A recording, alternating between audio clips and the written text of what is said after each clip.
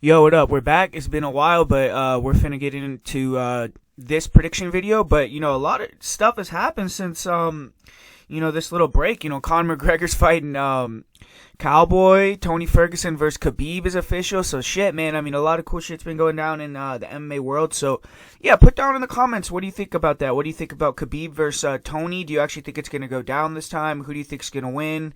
Conor versus Cowboy? You think Conor's gonna come back, get that win, or you think Cowboy's gonna, maybe even retire him? Who knows? But two really good fights there. But today we're gonna deal with UFC on ESPN 7, UFC DC. And the first fight of the night is a pretty solid fight with Trevor Smith taking on Mahmoud Muradov. And, Muratov, he's turning around just 2 months after his UFC debut. He did jump in on short notice here. And he had a very entertaining fight in his debut with Alessio Di Chirico. He fought at a really torrid pace. He was really pushing the pace even when he had the fight in the bag. Really is a fun fighter to watch. And this is going to be his sixth fight of 2019, so he's been very active as well. And he's a strong athlete, good movement, very fast and explosive, closing the distance. And really nice jab, good left hook. And he's always moving, giving different angles, light on his feet. He'll switch stances. And he definitely likes to touch with the jab or the left hook and kind of use it as a rangefinder for his right hands, his right hook, his straight, his uppercut. And he has one-punch power in that right hand for sure. I've seen him knock people out with the uppercut, with the straight right, with the right hook. His overhand right as well is money. And he'll mix in lead elbows, up elbows. Sometimes he can hold his hands low. His chin kind of will jut out a little bit. And we saw that in his last fight. Di Chirico did hit him with some huge punches in the third round. And like I said, he did show some poor fight IQ. He was continuing to brawl. And he gave Di Chirico some chances to win in round 3 when he was a little bit tired, a little bit rocked. And he didn't need to do that. But, it's fun for the fans to watch. But he also has a pretty dynamic kicking game. He throws nasty front kicks up the middle. He'll go body head with those. Really nice round kicks, switch kicks, question mark kicks, and very nice jumping roundhouse kicks or front kicks to the body and the head. Very accurate as well, and very little wasted movement. And he could throw the kicks with both legs from both stances. And he'll, has really nice flying knees as well when he can back opponents up. He's finished fights with flying knees, and he's just a dynamic athlete. He has knockout power. And on the feet, I definitely see him having a sizable advantage. Excuse me, I do feel he's hittable, but it hasn't really been exploited yet, and I just don't think Trevor Smith is the guy to do that. Muradov does have 15 KO TKOs. He's finished 8 of his 10 wins by knockout, and he has been finished one time in his career by TKO due to doctor stoppage, but definitely has a good chin. He's hard to stop. And he has a pretty solid grappling game as well. He has a fast double leg. He finishes well. He can explode into slams, turns the corner well. And he looks heavy in top position when he can posture up. He will rain down some big, heavy ground and pound. But he doesn't look super comfortable in top position against good jiu-jitsu players.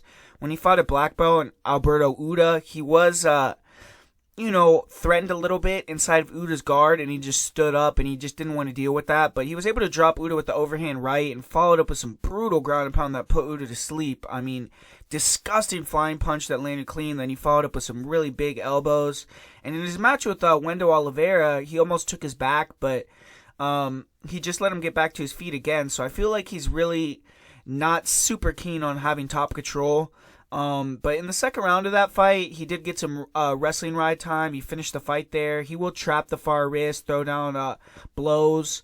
And, on top, I feel like his ground and pound is dangerous for sure, but he can back himself up towards the cage at times. Obviously, when you throw those, jumping kicks, flying knees, you do put yourself in position to be taken down sometimes. But he has very good takedown defense. In the clinch, he's hard to take down. He digs double underhooks of his own quickly. He'll change position. He'll look for trips with just, disengaging usually. But, I haven't seen him taken down much in recent fights, and he's dangerous to take down also. You'll counter with the flying knees, the uppers, and it looked like Muratov had some issues with submission defense early in his career. He was submitted 3 times out of his first 4 losses, but he hasn't lost by submission in almost 7 years now, and he only has 3 submissions himself, not a big threat there. But for Trevor Smith, he's going to be getting his first fight of 2019, and he's taking a year off following that decision loss to Zach Cummings. He dropped 2 close decisions back-to-back, And, he's had 2 opponents pull out for this fight, and Muradov is the 3rd opponent. But knowing Smith, man, I don't think he cares. I don't think that's going to bother him at all. And he may not be the most technical or athletic guy, but he's a dog, man. He pushes people, and win or lose, you know you're in a fight with Trevor Smith. And at 38 years old, his best days are probably behind him. But he could still be a stiff test for up-and-comers. And his striking is not very diverse. He will come forward, control the center. But his footwork is slow. It's a little bit plodding. And he likes to hold his chin behind his shoulder, kind of try to use the shoulder roll, the Philly shell, his lead hand low so he can find his range. He'll paw with the lead hand until he can kind of jump into a leaping left hook or overhand right. And he will throw some heavy left hooks, come over the top with right hooks, overhands. And he has power in his hands. He has no problem trading. But he'll rarely throw in combination, really, or throw straight punches. Almost all his punches are wide, and he tends to use his punches a lot as just body lock entries, where I don't really think he's trying to hurt you with them. He won't mix in some low leg kicks, but that's about the extent of his arsenal on the feet. He does have excellent cardio. He will continue to walk fighters down and take damage, stay solid, wear on guys. And as the fight goes on, you start to see people slow down. That's where he could start to cut him off better because his foot speed is slow. And against a guy like Muradov, I could see him really struggling to get inside early on. And he's going to have to, have a workman-like performance to wear on Muradov before he could have success. But Smith will try to move his head. He's improved his defense a bit, but he's still very hittable. And part of his game is predicated on being able to absorb punishment, get it where he wants it. And he ducks his head a lot when he throws. And I feel like those knees will be there. And he's just a little bit slow. He's not very fast. And he has been TKO'd 4 times in his career. He only has 1 career KO, which happened in his first pro fight. So he's not really a big threat to get a knockout. But he is a former All-American wrestler out of Iowa State. Very big physical guy for 185. And he thrives in the trenches, man. Grappling in a clinch against a cage when he's in top position. He likes to make it dirty, and that's his world. He'll get the single collar clinch, throw uppercuts, short hooks, good dirty boxing. He doesn't really shoot takedowns at range much, but he will use punch to back punch to the fence where he'll get in on the legs or a tight waist.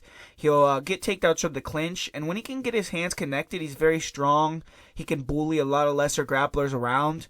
And in top position, he's very strong also. He'll get half guard where he has strong control, land ground and pound, body head. He'll make opponents give their backs, flatten him out, finish the fight. And he's dangerous with submissions as well. He's has 5 guillotine finishes. He is hard to take down. And he did pull guard in a guillotine versus Zach Cummings that put him on his back. So he can kind of put himself on his back with the guillotines. But he seems to be able to scribble back up to his feet very quickly. He'll use switches. He'll dig strong underhooks to reverse position. Even in the scrambles, he's pretty solid. And he will get in on a single from bottom, reverse position. He did get dropped by Zach Cummings in his last fight. But he was able to reverse and control on top after Zach Cummings got on top of him. And he was also able to shuck back Zach Cummings off his back and take top position that way as well. And he's not a guy that's going to stop in grappling scenarios. I mean, he's going to outwill you if it becomes a battle of wills, most likely. He does have 9 submissions, but none since 2012. His last 6 fights have all gone to decision. In my opinion, the UFC is obviously trying to get Mahmoud a win here. They're giving him a 38-year-old fighter coming off a year-long layoff, 2 consecutive losses. It is short notice for Mahmoud, but I'm sure they believe he can win. I guess it wasn't set up for him, but he just needs to use his footwork, show superior foot speed, move, don't stay stationary. And when Smith overextends, make him pay with the sharp counters, with the knees up the middle. And I would kind of look to holster some of the kicks, some of the spins, because Smith is going to solely be looking for takedowns. I do see the possibility of that highlight reel KO with the flying knee. And I think if he stays standing, Muratov is definitely going to win. The only way I think Muratov could really lose this fight is if he gets really tired or he just shows his takedown defense is not what I think it is. But I don't think those things are going to happen, though. I see Mahmoud getting the win. And I'm not sure if it's going to be a finish or he's going to finish Smith. But I'm going to say that he gets a win via flying knee in the 3rd round. And up next here we have a women's strawweight fight, and it's a short notice fight for Mallory Martin. And Mallory Martin, she's a girl that fought on the Contender Series. She just fought recently in Invicta, picked up another win. She's actually dating Duran Wynn, so I believe she's been training at AKA, even though she hasn't really been training because I think she got this fight on very short notice. I heard an interview where she was saying she just finished eating a pizza right before she got the call, but she is in California with Duran, so I think she is getting that training in at AKA, and she's a decent striker. She will go body head with her punches. She has tight hooks, some decent punches inside. And her defense, though, is just not great. She's very hittable, and she'll walk into shots. But she's a very tough chick. She's very durable. She can get in a war and pull through, and she's never been finished. She's actually the only fighter to go the distance with Macy Barber. And in her last 3 fights, she's really dominated on the ground. She has good singles and doubles, a good rear naked choke. And that's what she's going to be trying to do here, I believe. I believe she's going to be trying to pressure, go body head, get inside, use her hooks, use her straight punches to back Verna up, and then time those double legs, get the takedowns, and, just try to win a decision here. But for Jandiroba, she isn't the greatest striker. She's a little bit slow, stiff with her technique, but she has power, and I feel like she has the better striking arsenal here than Mallory Martin. I feel like she's more accurate, she's better defense, she's a little bit sharper, and I feel like if this gets into a war, who knows, because Martin is a tough chick, and I feel like maybe she'll be able to, out-grit Jandiroba, but, Jandiroba's a strong wrestler, she has good timing on her doubles as well, and if she puts Mallory Martin on her back, I definitely think she's going to be able to pass the dominant positions, start to lay in her ground and pound, look for her arm triangles, look for the guillotine, the crucifix, and she's just really good at that. But even off her back, man, this is why I kind of feel like this fight leans towards Jandiroba getting the win. Because I feel like on the feet, Jandiroba has very good pressure. She's a big girl. She's fast, I believe. And I believe that, she has decent striking where I think she's going to be able to outstrike Mallory Martin, to be honest with you. And I feel like Mallory Martin may get takedowns, but Jandiroba is pretty good off her back. She has that half guard sweep game on point. She'll get butterflies. She'll get the foot on the hips and push off. And, I believe she's going to be very hard to hold down for Mallory Martin. I don't know if she's going to be able to sweep and get dominant positions on Martin or get takedowns, but I do believe if Martin takes her down, she's going to be able to reverse scramble back to her feet, and it's going to become a striking battle again. And I just believe that Verna Jandiroba, she's going to get this win here. I think she needs the win. She just had a loss to Carla Esparza, who's a similar fighter here to Mallory Martin, I believe. They're both going to try to get the takedown. They're both going to try to box inside. But Verna, she handled Carla in terms of the striking in her last fight. And she was able to reverse Carla. She was able to scream him back to her feet with that half-guard sweep. And I feel like she's just a little bit too far along for Mallory Martin. I think she's going to be a little bit too good for Mallory.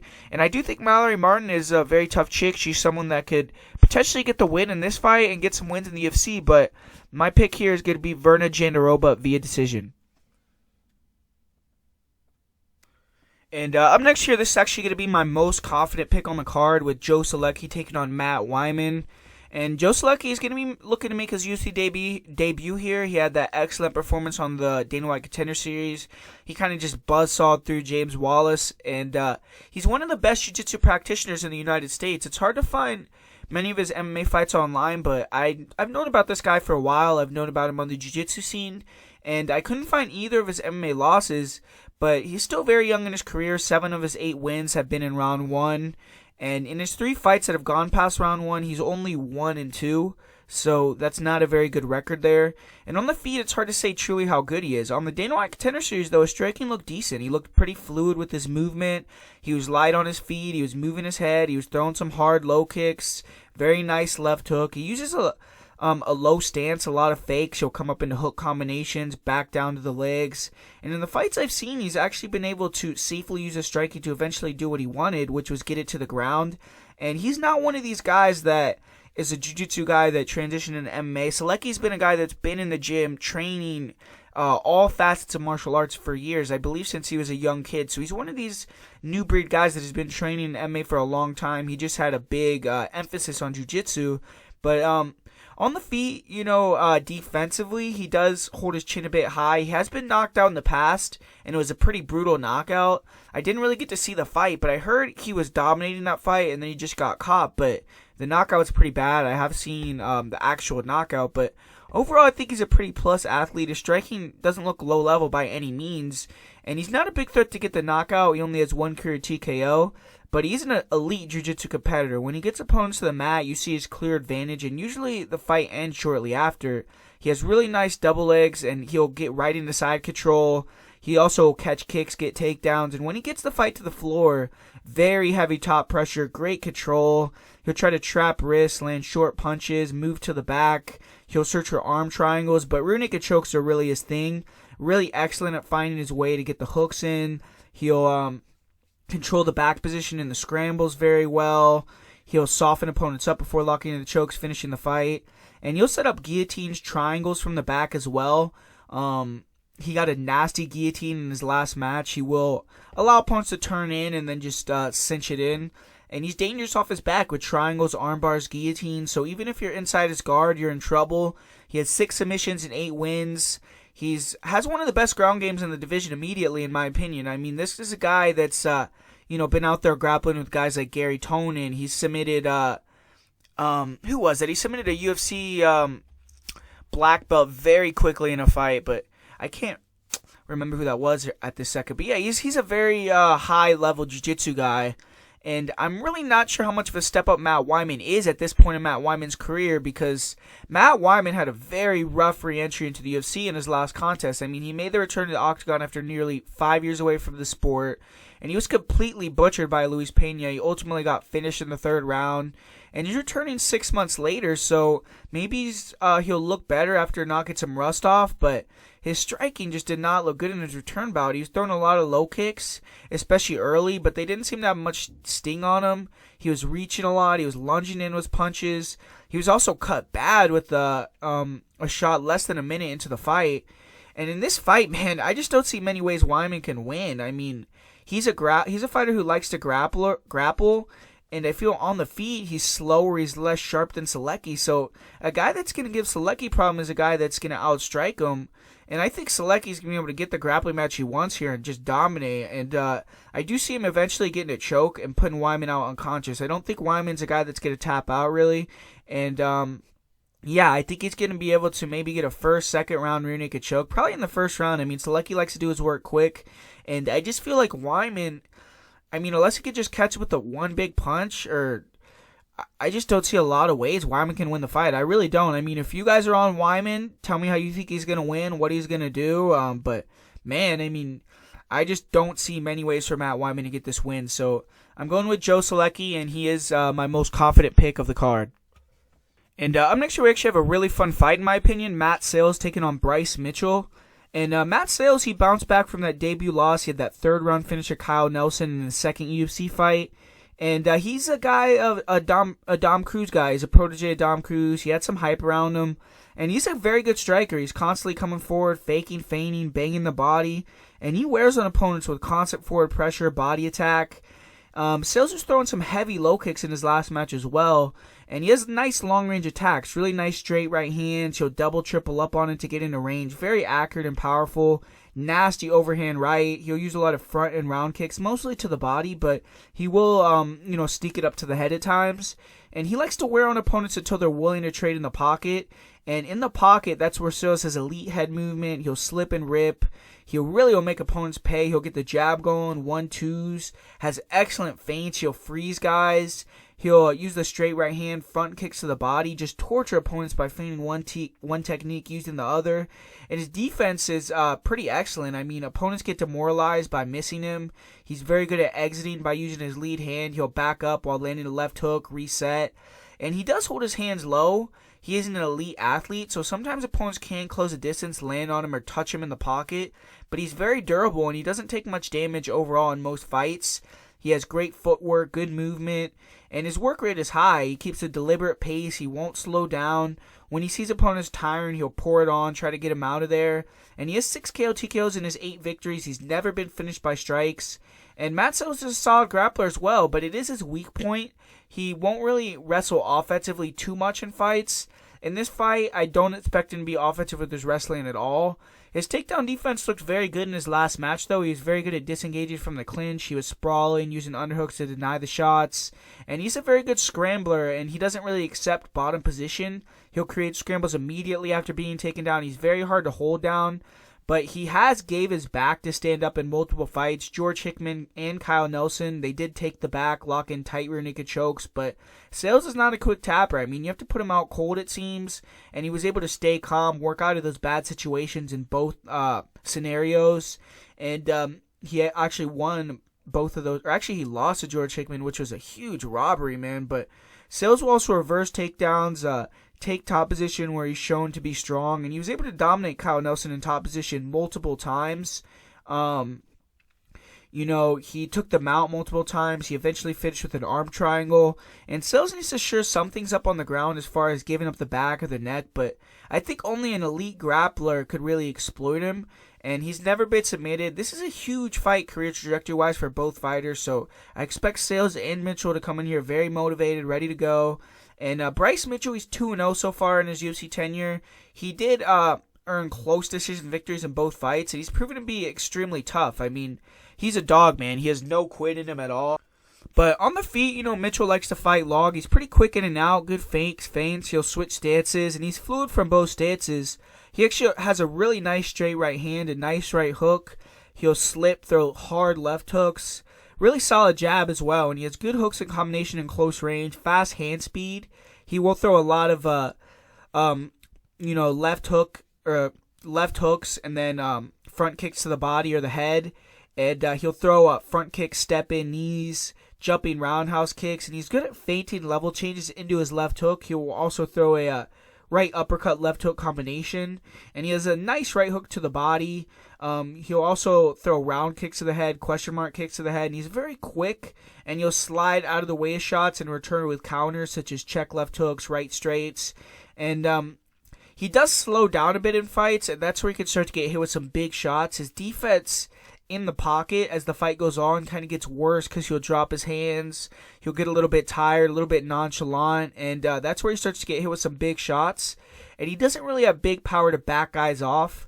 Most of his wins are via submission. He's never gotten a KO TKO, and he's never been finished by strikes though. I mean, this guy's very tough. I don't think you're going to be able to TKO him unless you really put a lot of damage on him. He's one of these guys that you're going to probably have to put out cold, but Mitchell is a solid grappler. He has a lot of submission wins, and that's what he's going to be looking to do here. He sets his shots up very well with the strikes, and in the clinch, he has very nice knees to the legs, to the body. He'll dig underhooks. He has nice control against the cage, but he has very good double leg takedowns. He'll shoot single legs in the open mat, but he really likes the double legs against the cage.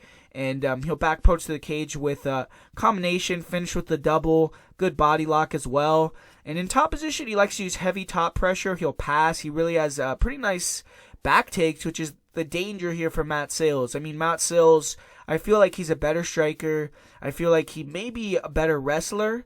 But if Mitchell could get the takedown, get his back, he has some funky back takes as well, where I feel like he could potentially win the scrambles against a guy like Matt Sayles, and maybe get the rear naked choke, but he'll get a high guard as well. He'll slowly bring his legs up. If you take him down, he'll attack with triangles, R-bars, and, he's good everywhere. He'll attack with Kimuras. He's going to be the better the better grappler here. But the way I see this fight going down is I just think that Matt Sayles' pressure is going to wear on Bryce Mitchell, man. I mean, I've seen Bryce Mitchell in multiple fights where he's huffing and puffing, he's getting tired, and he's been fighting these guys like Bobby Moffett, who's not necessarily a sharp striker, and I feel like when he gets tired, his defense starts to get a little bit worse. Matt Sayles is going to start exploiting that much more. I think he's going to attack the body early, often, and I think that he's going to be able to start putting damage on Bryce Mitchell, especially in the later rounds, the second and the third round. And I think he's going to make it a clear, decisive win if he doesn't get a finish. And I'm actually fairly confident in this one. I'm going with Matt Sayles to get the victory. I do see a lot of love for Bryce Mitchell this week. I guess people think he's going to get the takedowns, win through that. But I think Matt Sayles is going to have his takedown defense on point. I think he's going to be ready to go cardio-wise, and I think he's just going to out technique, but Mitchell on the feet, get him tired, and then start beating him up. So I'm going with Matt Sayles to get a decision victory in that fight. Man, up next, I really fucking like this fight, man. Jacob Kilburn taking on Billy Quarantillo. It was actually supposed to be Chris Fishgold taking on Billy Quarantillo, but I think this is a better fight, actually. I mean, Fishy was going to try to take him down, obviously, or probably just, win with grappling, but Jacob Kilburn, man, this guy is a fun style to watch, but he's going to be taking on Billy Quarantillo, and Quarantillo did come through as a big underdog of the Dana White Contender Series. He was able to knock Camilo Kirk out in round 3, and he's won 5 consecutive fights overall. And he's a workman, man. He isn't the most skilled fighter, but he's super durable. He throws hard, and he kind of has an awkward striking style. He's constantly pressuring forward. He'll keep the volume high. He'll feint fake. He'll mix his target up well. He'll throw a nice jab, and he'll occasionally throw straight punches, but he mostly just throws big looping hooks. He'll throw wide left and right hooks. He'll create a lot of distance with his punches. He'll go body head with the hooks. And the way that he does it is he'll use those long, like almost casting type hooks on the outside. And when he starts landing and then he'll be able to close the distance, get in that pocket, he'll tighten the hooks up. And that's where he really has some nice tight hooks in close range, good uppercuts. He'll throw in combination, really nice knees to the body, to the head. And he doesn't let opponents breathe in any facet of the game. In the clinch, he'll be throwing knees, dirty boxing. He really poured it on his last opponent on the Contender Series. He really wouldn't let him breathe for a second. He'll throw occasional low kicks, front kicks to the body, but kicks aren't a big part of his game, really. He will throw a lot of naked kicks and get countered off that. And he holds his hands low. He'll walk into bombs a lot, and he ducks his head a lot. He'll throw wide. He'll get countered with tighter shots. He just isn't the fastest guy overall, but he's a zombie, man. He wears the damage. He'll continue to come forward. And he's willing to take damage, and he gives out damage in a lot of fights. And it breaks a lot of guys that way. He eats so much damage, but he's willing to eat a shot to give a shot. And eventually he starts hurting you, and it's just like, damn, this guy's not going away, and now he's hurting me. And then some guys check out. But he has been knocked out with a head kick in the past, and I feel like he has to be very careful with that because Kilburn has some dangerous kicks, man, especially head kicks, very tricky. But Quarantillo has won 4 consecutive fights via knockout, and he does look to mix it up and wrestle. He will use combinations to create entries and takedowns, usually double legs, but he doesn't have the greatest takedowns. And in this fight, I feel like grappling is his path to victory. I mean, Kilburn's grappling is very questionable. I mean, we saw in the Dana White Contender Series, Bobby Moffitt just took him down, absolutely dominated him both rounds. Very little resistance, ultimately found the submission, and his takedowns, he was getting them very easy. So, Quarantillo, I mean, he has to have seen that, and that's going to be his game plan, in my opinion, to get the takedowns, which is interesting, though, because against Chris Fishgold, his game plan, in my opinion, was takedown defense. So, it's a little bit of a different matchup here for Quarantillo, so he's going to have to kind of change his game plan a bit, but he does like to take the back at rear naked chokes, but his takedown defense is not good. I mean, he can off-balance himself with punches, he squares his hips as he pressures sometimes, but off of his back, he's a dangerous guard. He'll attack with arm bars, triangles, elbows, and he'll also roll for leg locks, but he can get dominated by superior grapplers on the mat. When you pass his guard, he does struggle a bit. He will give up mount or the back. Kirk was able to take his back. Sal Rogers dominated him with grappling on The Ultimate Fighter. Quarantillo does have 4 submissions, and he's never been submitted. His cardio is probably his biggest asset. He's going to be ready to go here. He's been training at Serra Longo's. He's riding that wave of momentum. And, man, for Jacob Kilburn, it's an interesting thing, man, because Jacob Kilburn is dangerous. I mean, if you watch this guy, his striking, his last fight, he landed a left hook, one punch left hook that just floored his opponent, knocked him out cold. He definitely has one punch power in his hands, and he throws sharp punches, man, really sharp. I mean, his striking is nice. He'll throw really nice, sharp shots straight down the middle. He'll also mix in a lot of spins, dangerous kicks, man. I mean, he'll throw a 1-2 to a head kick to a spinning kick right after the head kick, and his kicks just come so fluid. I mean, on the feet, Jacob Kilburn is hittable. He's a guy that's a brawler as well. He's kind of similar to Quarantillo in terms of that, where he'll walk forward, he'll eat damage, he'll talk to you, he has great cardio, and he breaks a lot of guys, but he's much sharper on the feet. He's more dangerous, in my opinion, and his head kicks, I honestly feel like he can knock Billy Q out with the head kick. I feel like that's a very, very likely scenario here. But, the thing about Jacob Kilburn and why I believe that his career, even if he wins this fight, his career in the UFC, unless he has some major improvements. I don't think it's going to be a great career because his grappling is almost non-existent, man. I mean, I guess he is a decent jiu-jitsu guy. He does, I believe he has a brown belt, but he, his defense on the ground just, it seems like he tries to stall you out, wait for a referee stand-up, and against Bobby Moffett, I mean, Moffett was transitioning, he was passing, he was moving to dominant positions, and Kilburn couldn't do anything about it. And if Billy Q could take him down and hold him down or control him, I feel like he'll win the fight that way. But that's not how Billy fights in most fights, man. Billy is a guy that likes to come forward, pressure too, make it a brawl. And this could be an awesome fight, man. This could be like a fight of the night candidate for sure. This could be even like one of the best fights of the year, in my opinion. I really believe that if Billy Q and him stand up on the feet and they go to war, it's going to be really, really fun to watch. But I'm actually going to go with the guy on short notice. I'm going with Jacob Kilburn via second round knockout with the head kick. I really I like this guy striking, man. I like Jacob Kilburn striking. I'm not bullish on him, like I said, in terms of his UFC career, but I am going to pick him in this fight. And if they match make him correctly, I feel like he could be a fun guy to watch in the UFC for sure. So I'm going with Jacob Kilburn via knockout. And up next here we have a veterans fight. Thiago Alves taking on Tim Means. And Tim Means, he's set to make his return for the first time after a knockout loss. He'd gone almost 40 fights before Nico Price finally finished him with strikes. And fuck, man, I mean, Means not only got knocked out, but he also broke his ankle due to the way he landed. It was a pretty savage loss right there. Savage knockout by Nico Price. I mean, what do you expect? But Means he's lost 3 of his last 4 fights. At 35, he may be on his last legs here, but he was dominating the fight with Nico Price previous to getting knocked out. I mean, he was piecing Price up. Price was hurt right before he knocked him out. And we all know what type of guy Price is. That guy can catch you out of nowhere, man. But Mean is getting another veteran in Thiago Alves. Good chance to bounce back here, in my opinion. And he's a very sharp striker. Good reach. He's also nasty in close range. Nice 1-2s, good front kicks. He'll throw the 1-2 straight right hand to the body. He'll throw hard, low, and oblique kicks to the legs. Very accurate lead and counter left hook. And he also has a sharp right hook as well, especially in the pocket. He'll throw a straight right, left uppercut. He has a nice step-in knee. Good head movement. He'll slip and rip effectively. He'll throw an overhand uppercut combination, uppercut overhand left. He has nice high kicks, and he keeps the volume high. He'll always be doubling, tripling up on the jabs, keeping the jab in your face.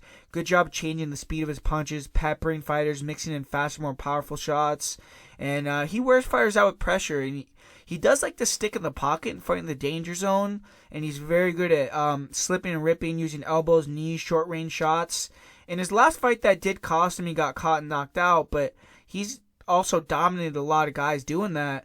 And Means has only been finished by strikes 2 times in his career. He has a notoriously great chin, and he has 19 KO TKOs, so he definitely has big power, wears on a lot of guys and takes them out, and he's nasty in the dirty boxing range. I mean, slicing elbows, short hooks, uppercuts, really nice knees to the body. Great job of using his underhooks to defend takedowns and put fighters on their back as well.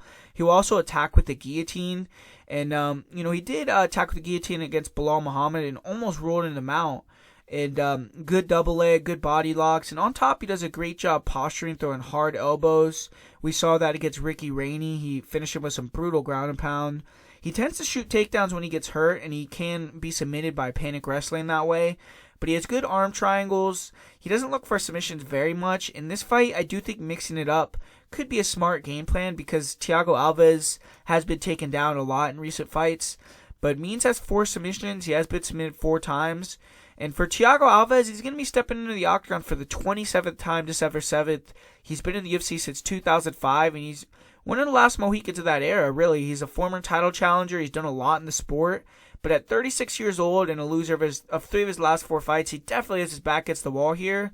And the one win he had versus Max Griffin in that run is a robbery, in my opinion. I mean, he hasn't really been looking great lately, and he has to show that he still has it. He is a striker who's made his career off of hard leg kicks, big power in his hands, nice jab, strong inside-outside low kicks. He'll throw the outside low kick to a jab or a double jab to a leg kick, and when he finds his range, gets comfortable in the pocket, he will really start to let his hands go. He does do a good job of, just like Means, he'll touch opponents with the jab, wait for the counter, really nice fadeaway left hook, and he's very accurate with it. He's good at slipping the return shot, landing it, nice left hook, straight right hand combo.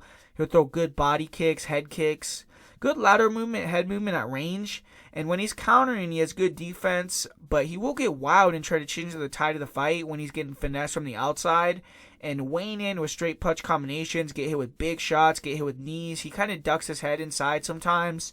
He has the heart in the fight to win, but, he struggles with opponent's pressure against the fence. He could shell up, and he has 12 KO TKOs, but he hasn't had a KO TKO finish in the last 11 years. So, he hasn't been knocking guys out. He has shown a strong chin. He's only been finished 3 times by strikes, but he is looking chinnier and chinnier as the years go on. But Alves is not much of a wrestler. He has good body locks, and on top, he doesn't really do much. He does have good ground and pound, but he isn't really active with his takedowns, in the UFC. And I don't expect him to go for takedowns here. He was taken down multiple times in his fight with Max Griffin. He was controlled on the ground, and he just isn't a big submission threat. He only has 2 in his career. He has been submitted 4 times, and his cardio is also questionable. He gets out-volume, out-hustled in fights. That happened in his last fight against Pepe. And this is a fun fight. It's between 2 vets, and we all know what they like to do. This fight will probably play out in the feet, but I actually would advise Mean to get some takedowns. I think if he mixes in takedowns, he could probably get them in control, do damage on top. I think on the feet, Means is going to be the bigger guy who's definitely going to be throwing more, pushing the pace. And Alves, I see him giving up the center, but trying to chop the legs, land the hooks, the counter, overheads over the top. And Means hasn't fought someone recently who throws hard low kicks. I do feel he can maybe be susceptible to them, and Means can get hit with some shots in the pocket that he shouldn't get hit with, like against Serginho Moraes. He made that fight much closer than it should have been. But I just feel like Means will probably be able to wear on Alves with his pace, push him back with his size, and I think he could overwhelm him if he gets him near the fence with elbows and knees. But I'm going to pick Means via decision. I just think he's going to be able to do a little bit more than Thiago Alves and get it done in this one. So I'm going with Tim Means to get the win. And up next here we have another pretty sick fight. Rob Font taking on Ricky Simon. And Rob Font, he's finally getting his first start of 2019. He had 2 previous matchups fall out. And he's coming off that dominant win over Sergio Pettis. And he's one of the more dangerous fighters in the division. He has big power, and he's obviously going to be looking to test that chin of Simon after Simon just got knocked out. But he kind of lost a little bit of his momentum that he had because of the layoff. But Ricky Simon, he needs to bounce back here. He was a massive favorite over Uriah Faber, but he was caught with the overhand and then eventually finished with ground and pound. A lot of people think that was an early stoppage, but he shouldn't put himself in that position. And this is an awesome fight, though. I think Ricky's going to have to wrestle first to open up his striking. He has to be careful. He has to use low kicks, time double legs. And I see that as the game plan for Simon. Low kicks, double legs, just keep the pace high. Try to wear Font out. Font has 30% takedown defense. He hasn't fought many wrestlers, so that's a glaring thing there. And Simon is obviously an incredible wrestler. And Font stands tall. He's heavy on his lead leg due to his boxing style. And Rafael Assunção was able to take him down pretty easily, and he controlled him in top position. He was passing guard. He was dominating, but Assunção is one of the better jiu-jitsu black belts in the UFC. He doesn't get many takedowns, and he was able to take down Font pretty easily, so that was kind of telling. But Font tends to try to jump guillotine instead of trying to defend the takedowns. I don't think he's going to be able to get that against Simon, and he needs to try to defend the takedown instead of going to his back. He is active in his guard throw-up submissions, but when Assunção passes guard, he was able to move into dominant positions, have strong control. And Simon, he isn't the best at holding guys down unless he can take the back, so I definitely see him looking for the back, but I think in order for him to win, it needs to be a lot like his fight with Montel Jackson, where he keeps the pace high, he's relentless with the takedowns, and even if he stands back up, he's looking for it again. He has the cardio to keep going. And when Simon gets a few takedowns, that's when he could get his left hook to the body going, his right hook to the head, and his left hook to the body, left hook to the head. He starts to kind of go body head, go over the top, kind of try to disguise his level changes with the body shots, but Font's chin is a little bit questionable. He's been dropped by shots that didn't seem super hard, But Rob Font, man, he's an extremely sharp puncher. His punches come straight, they come fast, they have a lot of pop on them. And he walks opponents down very well. He works behind that jab, that 1-2.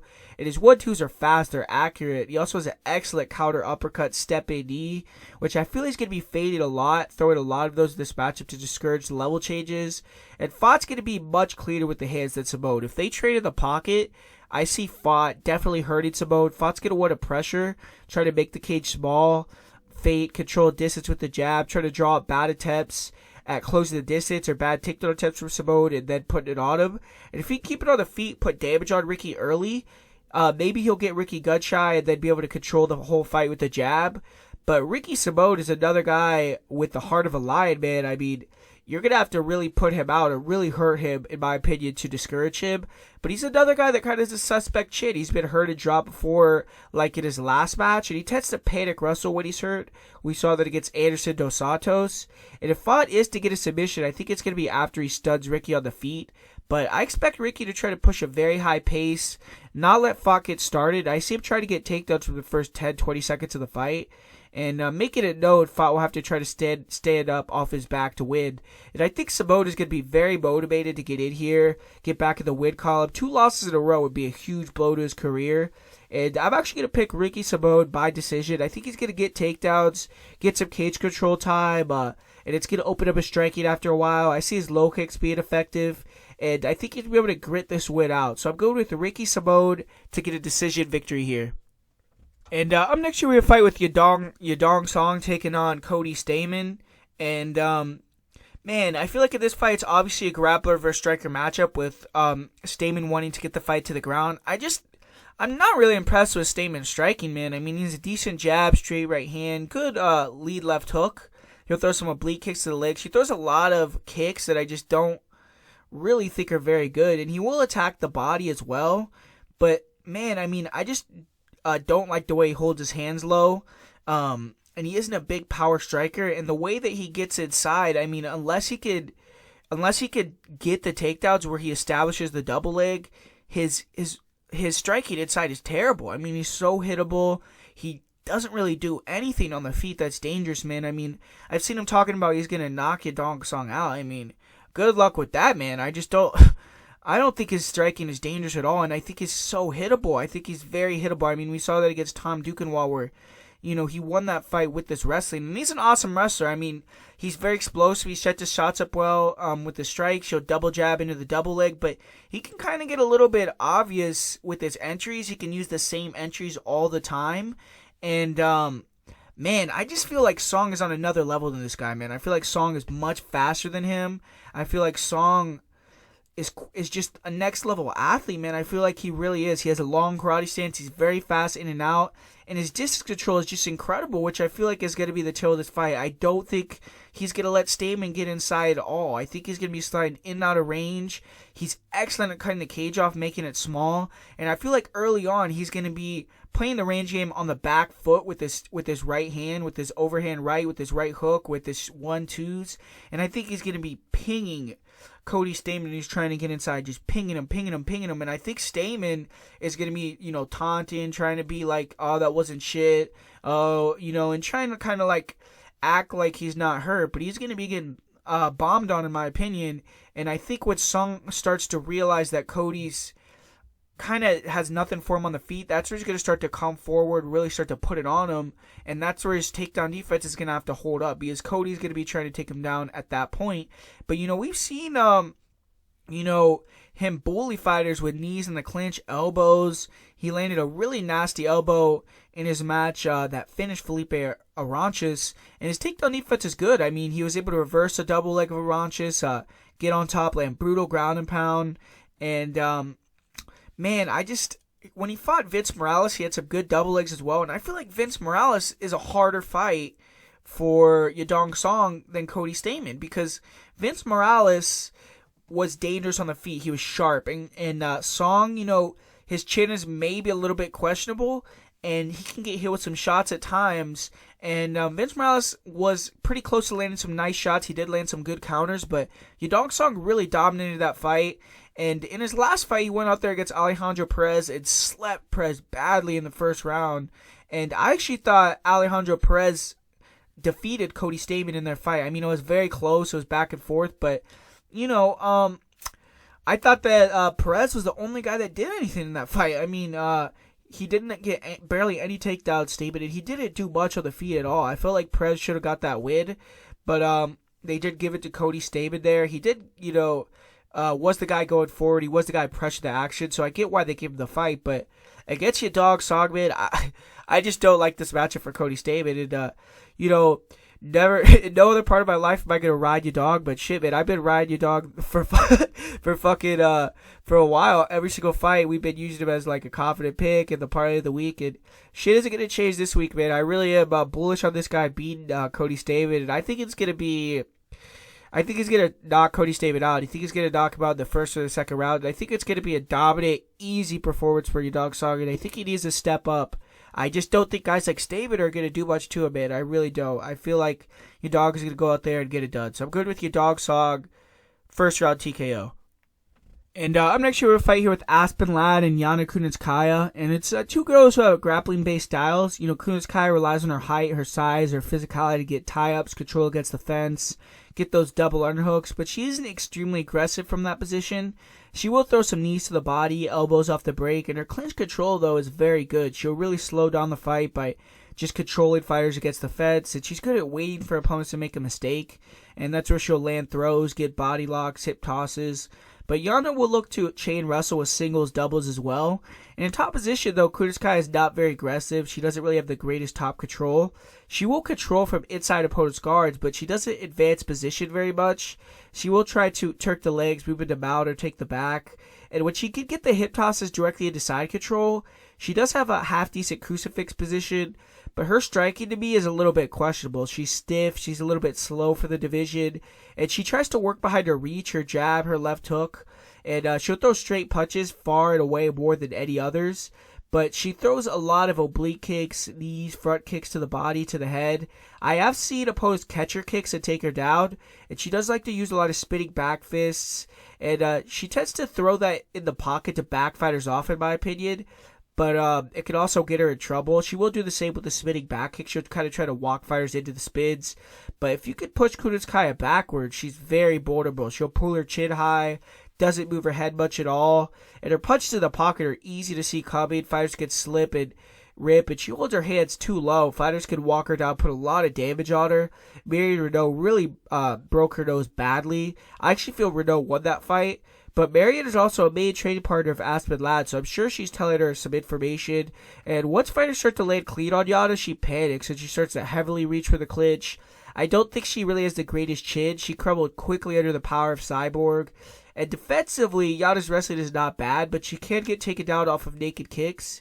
And against the cage, Kunitskaya's takedown defense is not as good. She will jump on guillotines, but doesn't chain wrestle the best there, and she's not bad off her back. She is very aggressive with her guard.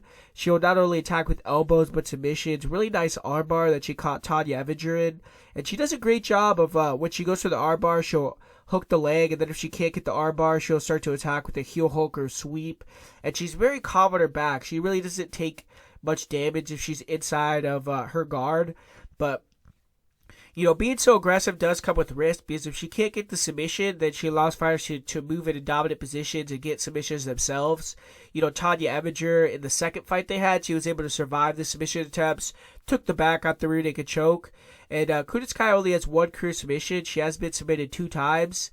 In this fight, I think Kunitskaya needs large periods of clinch control, and I'm not sure she's going to be able to take Ladd down. I actually feel the striking is close. I think Ladd will have a slight advantage. I feel like she's going to be the one going forward, pressuring, and I think she has better head movement, and she's a little bit better in the pocket. But for Aspen, I think she has multiple paths to victory. Pressure, boxing on the feet. I think she can get takedowns, pass the guard, finish the fight. And inside, like I said, Ladd has much better head movement, shot selection.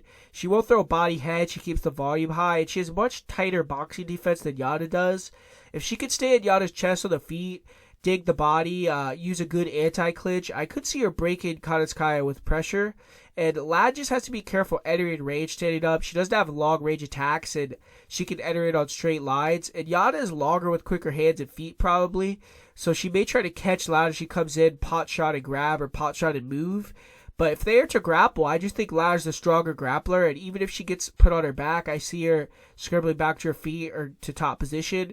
And I think if Yada gets top position, she won't be able to do damage, where is as if Lad gets top position, I can see Lad finishing the fight. And, Lad has to be diligent not to get caught into submission, but if she passes the guard, I think she's going to dominate on top. And Lad, the one way I could see Yada winning this fight, and it's a big way, is Lad has been controlling the clinch of the cage previously. She lost the first round to Lena Landsberg because of that. And I imagine this being the second camp in a row to game plan for Yada for MMA Gold. I think they're going to know about that clinch game, have that anti-clinch game on point. And if Lad does do that, she will win this fight. She has to be motivated after getting finished by TKO in less than 10 seconds. I don't even remember how long that was, but she has to be ready to shut everyone up that thinks she can't make 135, thinks that she can't perform there.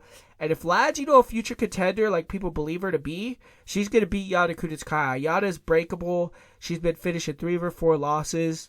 And my pick is going to be Aspen Ladd via third round TKO with ground and pound. So I'm going with Aspen Ladd to get back on track here.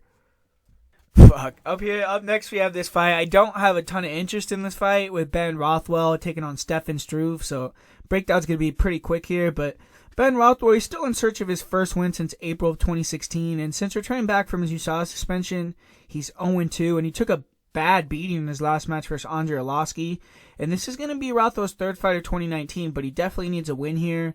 And for Stefan Struve, he had that recent retirement, which was very short-lived. He retired after earning that submission over Marcos Rogério de Lima, I believe in February. But he's coming right back here, and he's only 31 years old, so it's not like Struve is that old, but he has taken a lot of punishment. He's been fighting for a long time. But, man, this fight is interesting, right? Because Ben Rothwell in his last fight just looked horrible. He was plodding into range, looked extremely slow, and he did the same thing as Blagoy, where I think Ben Rothwell, his style that he likes to do now is I think he knows he's super slow, so he just wants to pressure you, get you backed up where he can land a counter shot. So he'll take a shot to give a shot, he'll land that counter, and just try to put you out, and he's constantly pressuring forward. He definitely has great cardio and durability for a big guy, because Andrei Arlovski put fucking damage on that dude, like really beat him up bad, and Rothwell has no quit in him. He was continuing to come forward, and he started to put some damage on Andre as well. And Rothwell obviously has that one punch power, he has that one hitter quitter, and he can come over the top with the hook, with the overhand, and knock Stefan Struve out for sure. So Struve has to always be careful. But Rothwell, man, in that fight with Arlovski, he was plotting in a range, and Arlovski would land 3, 4, 5 shots and exit before Rothwell even threw a punch, and it was just like that was the tail of the fight. He would plot in a range, Andre would land 3, 4, 5 punches, or 4 or 5 punch combination with a spinning back fist or whatever he's throwing. Rothwell was taking the shot, standing there like a zombie, and then Andre would exit out and he would reset, and they would do that same thing again. So Rothwell didn't show me anything in that fight. He didn't go for a takedown. He wasn't trying to mix it up. And in the fight with Stefan Struve, I do feel like Struve is going to be much faster than Ben Rothwell. I think he's going to have, faster hands, faster feet, and he just needs to keep this guy on the outside. Throw these straight punches, man. Throw the front kick up the middle and exit after you land. Don't stay there for them to hit you. And it should be a super easy fight for Stefan Struve, because I don't think Ben Rothwell is going to be trying to take him down. And even if he does, Struve is dangerous in his guard as well. And man, it's hard to pick Stefan Struve either, though, man, because Ben Rothwell, it's kind of interesting, right? Because it's like, I feel like Ben Rothwell still has the heart, the will, or he's shown it in recent fights, and he has that one-punch knockout power. And I feel like Stefan Struve, he maybe doesn't have that heart and that will, but he's just better than Ben Rothwell athletically. He has a more diverse striking style. But it's just like, is he going to be able to hold up to that 3-round pressure and the bombs that Ben Rothwell throwing, or is he going to get hit and get knocked out, or what's going to happen, man? It's a little bit interesting of a fight, but it's like, I don't really know why these guys are. I don't know. I don't think either of these guys are going to do much after this win, whoever wins, but I'm going to pick Stefan Struve to win via decision. I think that Rothwell took a lot of damage in his last fight. He's coming back pretty fast, and I think that I don't know. I'm just going to pick Stefan Struve via decision. And we have the co-main event here with Cynthia Calvillo taking on Marina Rodriguez. And Marina Rodriguez, man, she's an undefeated fighter. She's looking to jump into title contention. She's fresh off of the destruction of Tecia Torres over 3 rounds. And now she's getting another big name in Cynthia Calvillo. And if Rodriguez can get a finish or a dominant victory, she'll likely get a top 5 opponent in her next match. And, she looks like a good player here in the division. And for Cynthia Calvillo, she's still trying to get back in the groove, be more active since her USADA suspension. She's only been able to fight twice in 2 years, and she was scheduled to face a legend in the division in Claudia Gadelha, and now she's getting a completely different matchup with Marina Rodriguez, and it's a very risky fight for Calvillo to take because Rodriguez is a beast, but she's not very well known. But Calvillo has been training in Thailand at Tiger Muay Thai for about 2 months, so she did get a bit lucky in her replacement being a Muay Thai specialist. She's definitely been able to get high-level looks as far as stand-up and should be ready for what Rodriguez has to offer. And this is a good fight because I definitely feel like Rodriguez has a massive striking advantage and Calvillo has a massive advantage on the mat. And I think Calvillo has a more significant advantage probably in terms of if she takes Marina down. I think Marina definitely will not get up and could be finished. Whereas on the feet, I feel like Calvillo has much more success in the stand-up potentially in this fight if she could establish the wrestling. But Rodriguez has to break Calvillo or put enough damage on her where she could start to go forward, force the bad takedown attempts, and beat her up in the clinch, disengage, and just kind of beat her ass. But Calvillo, he's actually decent with her boxing footwork, gauging distance. She has a very nice jab, good 1-2, but her defense is not great, especially in the pocket.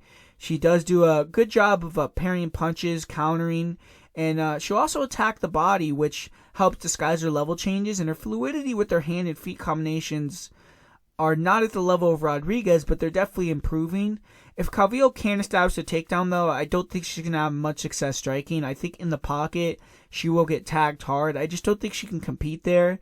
Her clinch game, we're going to have to see it. It maybe will have taken a leap up since training at Tiger. And I would look to get clinch takedowns here because Randa had success with them in their fight. And Calvillo also has good timing on body locks, double legs. She catches kicks very well. And if she can negate the king game of Rodriguez by catching her kicks, that would be huge, especially if she can get takedowns off that. Calvillo, she's a Mexican, though. She's very tough. I don't think she's going to break or stop coming forward. And she will be able to push the pace. And she's the fighter who's coming on a full camp. But she needs to move, look for takedowns early, not be stationary. She has to be able to catch a kick at a takedown or time the takedown very early, in my opinion. And if she can do that, she's good at creating scrambles, jumping on the back, getting flying submissions. And if she can get top position early in a round, I think the round is hers. And I think she could easily find the submission as well. And I see her having a better chance at finishing the fight. But I think Rodriguez has a clear path to victory. If she could stuff the takedowns, come forward, she should win. But if Calvillo could somehow get it down twice, or get it down, she could get the submission or decision win herself. But man, Rodriguez as a striker, she's very, very sharp. She's good at striking going forward and backwards, playing the range game very well. Really nice jab, super straight punches. And her 1-2 is a piston, man. She'll mix in long hooks as well. And she'll blitz forth 1-2s or right hook, straight right hand combination. She'll follow those up with low kicks, and she has excellent front kicks to the body, to the head, oblique kicks. She'll throw side kicks, and when Rodriguez gets confident, she'll start to close the distance with Superman punches, elbows, spinning kicks. And her Thai plum clinch is just excellent, man. She has nasty knees, nasty elbows, but she doesn't have the fastest feet. She can do a lot of standing in front of opponents. And Randa Marcos did have some success with her striking by pressing forward, throwing combinations. And Rodriguez, she doesn't move her head much, so if you could walk through her shots and counter, she's there to be hit. And Marcos also established a takedown early, and then she had success feigning the takedown, coming over the top with shots. But in her last fight, Torres gave her the fight she wanted.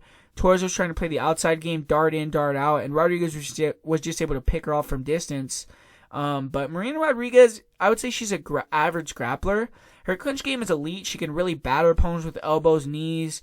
Great frame with her forearm to create distance and just go to town. She also forced opponents to give up takedown attempts just because she's throwing the elbows. And she's really good at breaking that posture with the frame.